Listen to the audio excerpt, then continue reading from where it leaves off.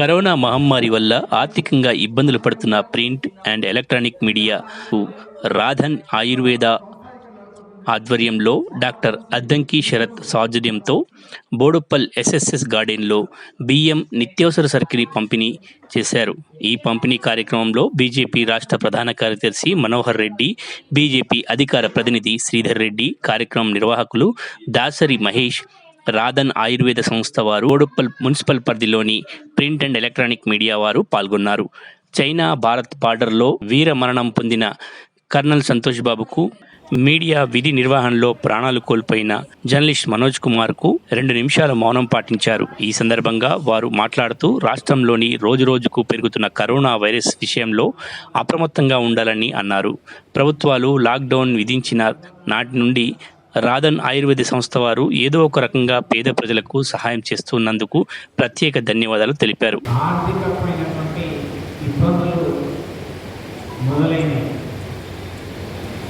ఒక వర్గం కాదు, ఒక రంగం కాదు, అన్ని రంగాలకు కూడా ఇది భయప్రాంతం గురి చేస్తూ ఉన్నారు.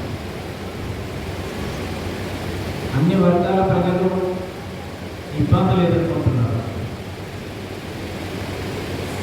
ముఖ్యంగా వెక్కాడితే కానీ చొక్కాడినటువంటి ప్రజలు నాకు బాగా తెలిసి పడవచ్చు, చాలా బాధేస్తుంది. కాబట్టి ఇంతకుముందు చెప్పినట్టు కోవిడ్ ఫ్రంట్ లైన్ వ్యారియర్స్గా ఉన్న వాళ్ళు అందరికంటే ఎక్కువ జాగ్రత్త తీసుకోవాల్సిన అవసరం. ఇవాళ పోలీసు వాళ్ళ దగ్గరికి పోవాలని భయపెడతాం. మా దగ్గర బంజారా తీసుకొచ్చింది 26 మందికి వచ్చింది, ఎస్ఆర్ నగర్లో 10 మందికి వచ్చింది, పంజాబ్లో 40 మందికి వచ్చింది. పోలీసుల దగ్గర రోడ్డు మీద కలిస్తే నమస్కారం పెట్టడం దగ్గర వచ్చినా కానీ పొద్దునే పోయేలాపల్లి దగ్గర వచ్చింది, మనకే వచ్చినట్టు. కాబట్టి జాగ్రత్తలు తీసుకోవడం మినహా వేరే మార్గం లేదు. ప్రభుత్వాన్ని పూర్తిగా విషయించలేని పరిస్థితి తెలంగాణలో ఉంది. ఇంకా మనం కంటైన్మెంట్ జోన్ల నిర్వహణ ఏం చూస్తూ ఉన్నాము. నేను విమర్శల కోసం మాట్లాడలేదు, పరిస్థితి అట్లా ఉంది కాబట్టి ఎవరో ఏదో చేస్తున్నటువంటి ఆలోచన కాకుండా ఎక్కువ నియంత్రణ మన దగ్గర నుంచి స్టార్ట్ కావాలని చెప్పడము. అద్దంకి గారి ఆధ్వర్యంలో డాక్టర్ రాధాస్ ఆయుర్ వారి సహకారంతో బోడుప్పల్ మున్సిపల్ కార్పొరేషన్లో ఉన్నటువంటి ప్రింట్ అండ్ ఎలక్ట్రానిక్ మీడియా మిత్రులకి సుమారు 100 మందికి బియ్యం మరియు నిత్యావసర సరుకులు పంపిణీ కార్యక్రమం చేపట్టడం జరిగింది. ఈ కార్యక్రమానికి ముఖ్య అతిథిగా గొంగిడి మనోహర్ రెడ్డి గారు, బీజేపీ రాష్ట్ర ప్రధాన కార్యదర్శి, మరి అదేవిధంగా రావుల శ్రీధర్ రెడ్డి గారు, బీజేపీ అధికార ప్రతినిధి గారు విచ్చేసి ఈ కార్యక్రమాన్ని ప్రారంభించడం జరిగింది. మరి ఈ కార్యక్రమంలో సుమారు 100 మందికి పత్రికా విలేకరులకు, ఎలక్ట్రానిక్ మీడియా వారికి సరుకులు పంపిణీ చేయడం జరిగింది. మరి అదేవిధంగా ఇవే కాకుండా సుమారు శరత్ అద్దంకి గారి ఆధ్వర్యంలో 8500 మందికి నిత్యావసర సరుకులు పంపిణీ చేయడం జరుగుతుంది. మరి ఇదే సేవా కార్యక్రమంతో పాటు వివిధ రంగాలలో కూడా రాణిస్తున్నటువంటి శరత్ అద్దంకి గారు భవిష్యత్తులో కూడా అనేక సేవా కార్యక్రమాలు నిర్వహించాలని, మరి అందులో బోడుప్పల్ మున్సిపల్ కార్పొరేషన్ ఎంచుకోవాలని కోరుకుంటూ వారికి ఆయురారోగ్యాలు ప్రసాదించాలనేసి మనసా వాచ కర్మన కోరుకుంటూ పాటించడము ఇవే ప్రధానమైనటువంటి జాగ్రత్తలు చెప్పేసి ఆ కారణం అది జరగాలంటే లాక్డౌన్ ప్రకటించడం తప్ప మనకు మార్గం లేదని చెప్పేసి కొన్ని దేశాలలో లాక్డౌన్ ప్రకటించారు. మన దేశంలో కూడా ప్రధాని నరేంద్ర మోడీ గారు లాక్డౌన్ ప్రకటించి ప్రారంభంలోనే ఈ కరోనా వ్యాధి సంక్రమించకుండా ప్రజలు భయభ్రాంతులకు గురి కాకుండా చర్యలు తీసుకోవడం జరిగింది. కేంద్ర రాష్ట్ర ప్రభుత్వాలు ప్రారంభంలో చాలా పకడ్బందీ చర్యలు తీసుకున్నటువంటి కారణంగానే ఇది కట్టడి చేయగలిగాం. అయితే ఇందులో ఉన్నటువంటి ఇబ్బందులు ఏంటంటే అసలు ఆ యొక్క వ్యాధి రాకుండా చూసుకోవడం ఒకటి, రాకుండా చూసుకోవాలంటే జాగ్రత్తగా ఉంటే మనం చేసేటటువంటి వృత్తి మానుకోవాల్సి వస్తుంది. అది కూలి పని కావచ్చు, అది లేదా ఉద్యోగం చేసేటటువంటి పని కావచ్చు, వ్యాపారం కావచ్చు, వీటన్నిటినీ చేసుకోకుండా ఇంటికి పరిమితమై ఉండాలంటే ఇంకో రకమైన ఇబ్బంది, ఆర్థిక ఇబ్బంది. దీన్ని ఎలా నిలదొక్కుకోవాలా, ఎలా ముందుకు పోవాలనేటటువంటిది చాలా కష్టతరమైనటువంటి పని. అందుకోసమే ప్రభుత్వాలు తమ యొక్క సహాయాన్ని ప్రకటించి నరేంద్ర మోడీ గారు పేద ప్రజల్ని దృష్టిలో పెట్టుకొని లాక్డౌన్ ప్రకటించినటువంటి 24 గంటల్లోనే ముఖ్యంగా 3 విధానాలను దృష్టిలో పెట్టుకొని తక్షణం ఏం చేయగలుగుతాము, రిలీఫ్ ఏం చేయగలుగుతాము, ఉపశమనం ఏం చేయగలుగుతామని చెప్పేసి ఆయా వర్గాల కోసము ఆహార ధాన్యాల పంపిణీ కావచ్చు, నిత్యావసర సరుకులు కావచ్చు, అదేవిధంగా నగదు ఇవ్వడం కావచ్చు, ఈ రకమైనటువంటి తక్షణ ఉపశమనం చేయగలుగుతాం. రివైవ్ నిలదొక్కుకోవడం ఎట్లా వ్యాపారం కాబట్టి వారికి లోన్లు ఇవ్వడం, బ్యాంకులకు కట్టాల్సినటువంటి ఈఎంఐలను వాయిదా వేయడం, మళ్ళీ చిన్న సూక్ష్మ మధ్య తరహా పరిశ్రమలలో మరి అక్కడ ఉన్నటువంటి ఉద్యోగులకు జీతభత్యాలు సక్రమంగా అదేవిధంగా ముడి సరుకులు తీసుకొచ్చి మళ్ళీ ఉత్పత్తి ప్రారంభం చేయడానికి దానికి కొన్ని నిధులు ఇవ్వడం, తక్కువ వడ్డీతోని ప్రభుత్వమే గ్యారెంటీగా ఉండి చేయడం. ఆ రకంగా ఫస్ట్ది రిలీఫ్ అయితే, రెండవది రివైవ్, మూడవది రీఫార్మ్ సంస్కరణలు.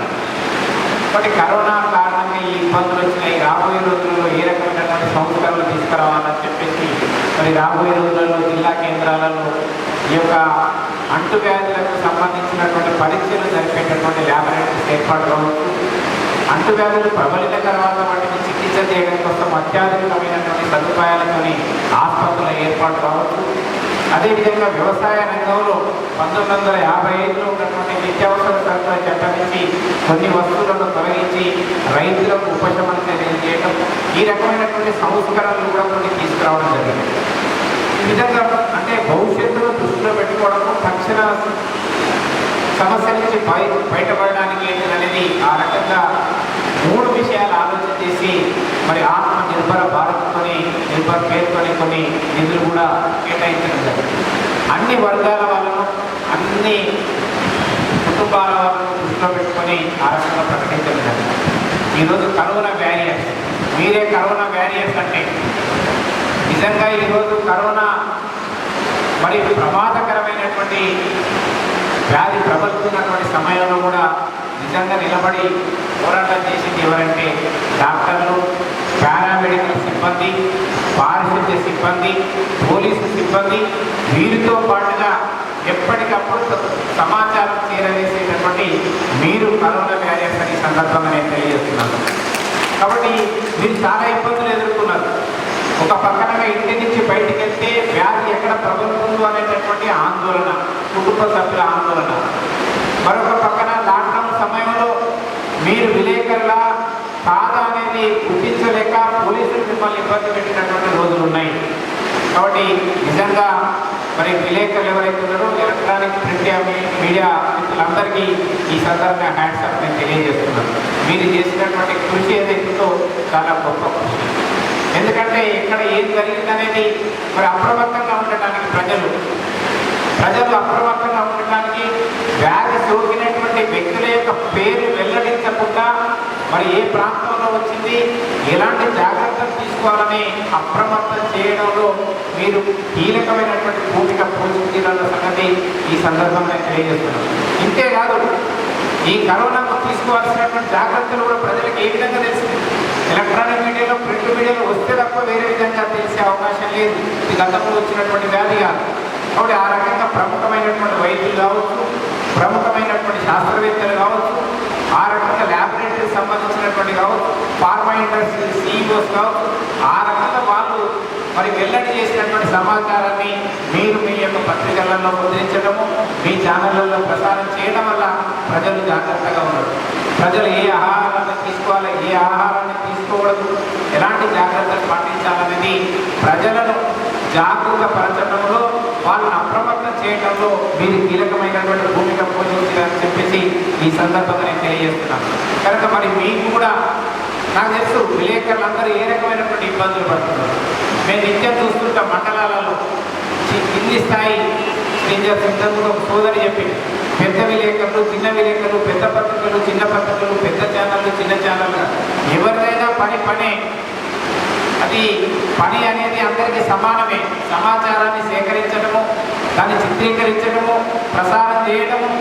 ఇప్పుడు పెద్ద పత్రికలైనా, చిన్న పత్రికలైనా, పెద్ద ఛానల్ అయినా, చిన్న ఛానల్ అయినా చేసేటటువంటి పనిలో వ్యత్యాసం ఏం లేదు. కాబట్టి రీచ్ ఏదైతే ఉన్నదో అది మీ చేతిలో ఉండేటటువంటి పని కాదు. కాబట్టి ఈ విషయంలో అందరూ సమానమే అని చెప్పేసి ఈ సందర్భంగా నేను తెలియజేస్తున్నాను. మరి మీకు కూడా చాలా పత్రికలలో నాకు తెలిసిన జీతపత్యాలు కూడా ఇవ్వలేని పరిస్థితి. ఈరోజు ఎలక్ట్రానిక్ మీడియాలో ఏ ఇబ్బందులు ఉన్నాయి, ప్రింట్ మీడియాలో ఏ ఇబ్బందులు ఉన్నాయి, మరి జీతపత్యాలు సక్రమంగా రావడం. ఈ రకంగా పాఠశాల యాజమాన్యాలు ఉపాధ్యాయులకు జీతాలు ఇవ్వలేకపోతా ఉన్నది, పరిశ్రమలు జీతాలు ఇవ్వలేకపోతున్నాయి, ప్రభుత్వాలు మొదలుపెట్టినాయి. ఈరోజు ప్రభుత్వమే సగం జీతం ఇస్తున్నాయి, 60% జీతాలు ఇస్తున్నప్పుడు ప్రభుత్వమే ఒక రకమైనటువంటి మొదటి నెల నుంచే ఒక లైన్ తీసుకున్నప్పుడు ఇంకా ప్రైవేట్ వాళ్ళు ఏ రకంగా వాళ్ళు ఉంటారు.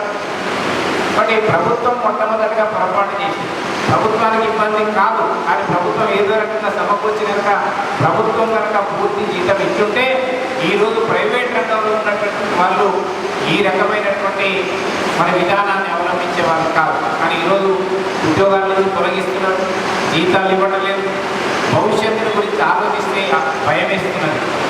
ఏ రకంగా ఈరోజు ముందుకు పోతుంది, ఏదో రకంగా మే వరకు నెట్టుకొచ్చినాం, జూన్ వరకు నెట్టుకొచ్చినాం, భవిష్యత్తు ఏంటి ఈరోజు సమాచారం తెలియజేస్తున్నాం. రాబోయే రోజులలో ఇంకా పెట్టేయకపోతుంది అని, పెట్టేయకపోతే ఏంటి, స్తంభించిపోతాయని. ఈరోజు ప్రభుత్వం యొక్క లాక్డౌన్ మర్చిపోండి, ఎక్కడికెక్కడ స్థానికంగా ఎవరికి వాళ్ళు వ్యాపారస్తులు లాక్డౌన్ ప్రకటించుకుంటున్నారు.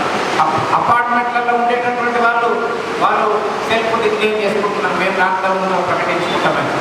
ఇలాంటి పరిస్థితులు ఉంటే మరి భవిష్యత్తు ఏ రకంగా ఉంటుందో మనం ఒకసారి ఆలోచించాలి. కనుక మరి దీనికి వ్యక్తిగతమైనటువంటి జాగ్రత్తలు తీసుకుంటూ మనం ముందుకు పోవాలి. మరి ఇలాంటి వాళ్ళని మరి ఈరోజు మన డాక్టర్ అద్దంకి శరత్ గారు లాంటి వాళ్ళు గుర్తించి వారు ఇది ఒకటే కాదు, వారు గురువులో సేవా కార్యక్రమాలు చేశారు, రామగుండంలో చేశారు, కేరళలో చేశారు, అదేవిధంగా నాగాల్యాండ్లో చేశారు. ఈ రకంగా కరోనా సమయంలో ఇబ్బంది పడేటటువంటి వర్గాల వారికి నిత్యావసర సరుకులు, అదేవిధంగా ఆర్థిక సహకారాన్ని అందించేటటువంటి దాతలు ఇలాంటి షరత్ లాంటి వాళ్ళు ముందుకు రావడం వల్ల కేవలం ప్రభుత్వం యొక్క సౌకర్యాలు, ప్రభుత్వం కల్పించేటటువంటి సహకారమే కాకుండా ఇలాంటి దాతలు ముందుకు రావాల్సినటువంటి అవసరం ఉంది. నిజంగానే చాలామంది చేస్తున్నారు. గత 4 మాసాలుగా ఈ యొక్క దేశంలో అనేక మంది సహకారం చేస్తున్నారు. మేము కూడా పార్టీ తరఫున పీటీ నీడి పేరుతోని సుమారుగా 3 నెలల పాటు సరుకులు అందజేసినాం, బియ్యం ఇచ్చినాం, భోజనాలు పెట్టినాం, ఎక్కడికి వీలైతే అక్కడ ఆ రకంగా సహకారం చేసినాం. శ్రీధర్ రెడ్డి గారు కూడా జూబ్లీ నియోజకవర్గంలో శక్తి వంచన లేకుండా ఆ రకంగా చేసి అక్కడ ఉండేటటువంటి పేదవాళ్ళు ఎవరైతే గుర్తించి చేయడం జరిగింది. ఆ రకంగా ఎంత చేయగలిగినామో అంత చేసినాం. అదే రకంగా సామాజికవేత్తలు అదేవిధంగా ఈరోజు ఉన్నారు. నిజంగా ఈరోజు మానవ సేవే మాధవ సేవ అనేది ఈరోజు తెలుస్తుంది. కనుక ఎవరైతే ఉన్నారో ఈ సమాజంలో ఉన్నటువంటి ధనికం ఉన్నారో, ఆర్థికంగా ఉన్నటువంటి వాళ్ళు ఉన్నారో, వాళ్ళందరూ కూడా మరి ఇలాంటి వాళ్ళని ఆదుకోవాలా.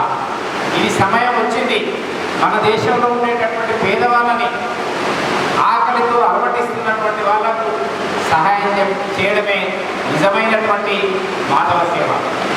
కనుక మరి శరత్ లాంటి వాళ్ళు వారి తల్లి క్యాన్సర్ బారిన పడి మరణించిన తర్వాత మరి ఏ తల్లి కూడా ఈ క్యాన్సర్ వ్యాధి సోకి మరణించకూడదని చెప్పేసి ఆ రకంగా ప్రివెంటివ్ మెడిసిన్, ఆ రకంగా ట్రీట్మెంట్ గైడెన్స్ ఇవ్వడం కోసము మరి రాధాస్ ఆయుర్వేద పేరుతోని ఒకటి స్థాపించి ఆ రకమైనటువంటి మరి జూబ్లీ ప్రాంతంలో ఇది కూడా నెలకొల్పి చేస్తుంది. ఇక్కడే కాదు, మరి ఈరోజు అమెరికాలో కూడా మనం అదే చేస్తూ ఉంటాం.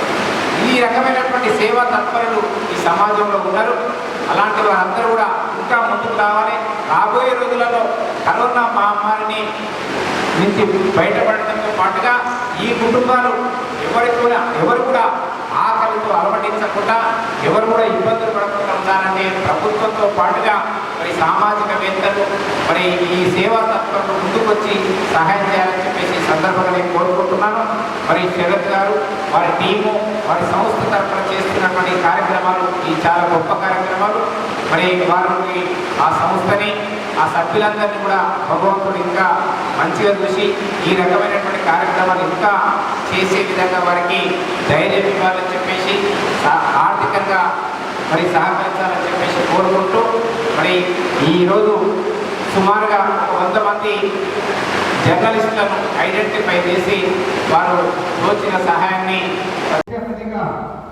గడిగి మనోహరెడ్డి గారు బీజేపీ స్టేట్ జనరల్ సెక్రటరీ ఇక్కడ వచ్చేసినారు.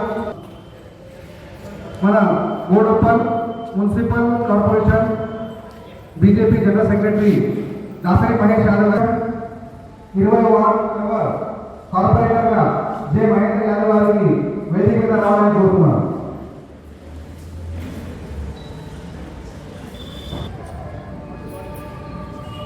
Doctor P Purushottam garu, Telangana employees doctor Sarath Addanki గారి ఆధ్వర్యంలో శ్రీ రాధా ఆయుర్వేదిక్ ఒక సంస్థ ఇక్కడ నడుపుతుంది. వారి ఆధ్వర్యంలో ఈరోజు 100 మందికి బియ్యం మరియు నిత్యావసర సరుకులు పంపిణీ కార్యక్రమం చేపట్టడం జరిగింది. ఈ కార్యక్రమంలో కేవలం ప్రింట్ అండ్